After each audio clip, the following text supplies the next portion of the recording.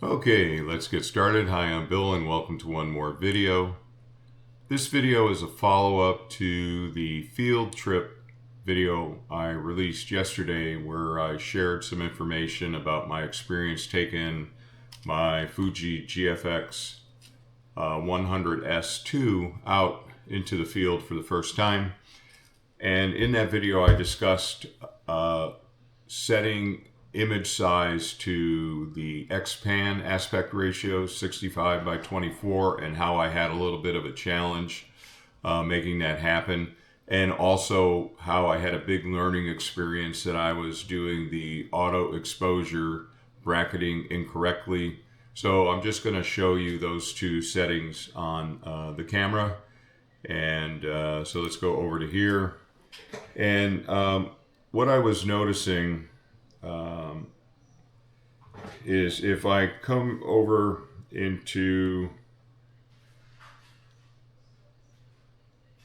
IQ and image size, you see here that I have 65 by 24 selected. So we'll go over, and then we'll go over a little bit more, and then you see all the aspect ratios there, the options that I have. However, if I come down here to image quality and I just change it to raw, let's go there, and then I go up to image size, okay, bad, I don't have the ability to change my image size, so I am not sure why that is. However, then if I go in and I change image quality to normal plus raw, and maybe I don't understand what normal means in this context, so we select that, and then we go have the image size selection available to us. So I need to sort that out a little bit more, and I thought, okay, let's see if I go and change to fine plus raw, and then I still have the image size selection available to me, but now I'm going to go back into just raw.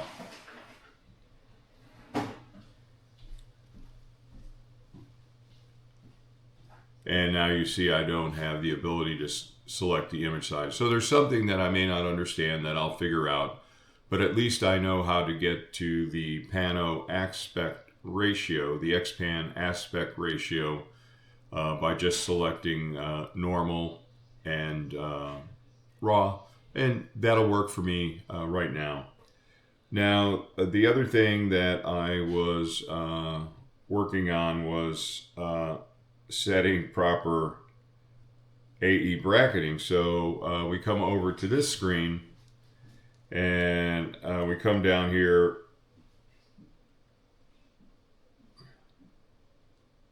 and we can change how many frames and also the step size.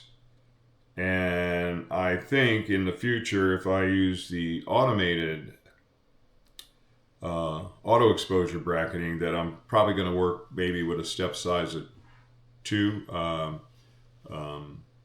f-stops maybe.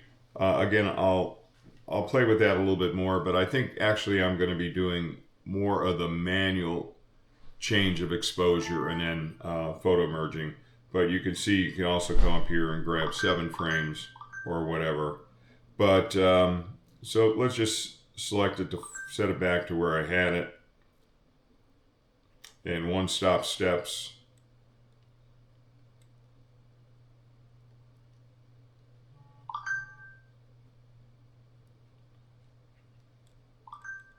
And get out of that. But what I also had to do was go up into the drive.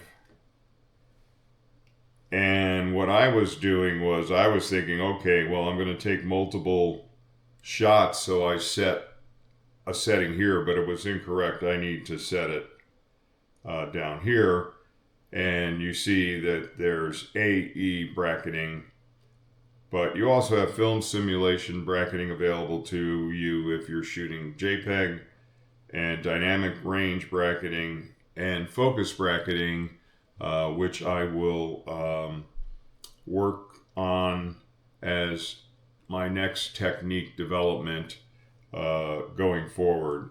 So we'll get out of there.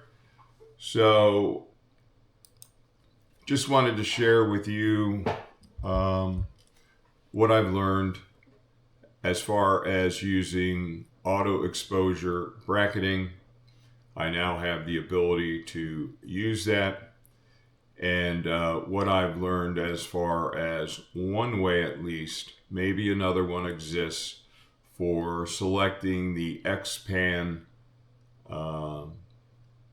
ratio, aspect ratio, under the image size setting. So if there's an additional way that I can set that aspect ratio for XPAN 65 by 24 without having to shoot both raw plus normal or raw plus fine, please drop that in the comments. That would be a big help to me as I continue to learn going forward.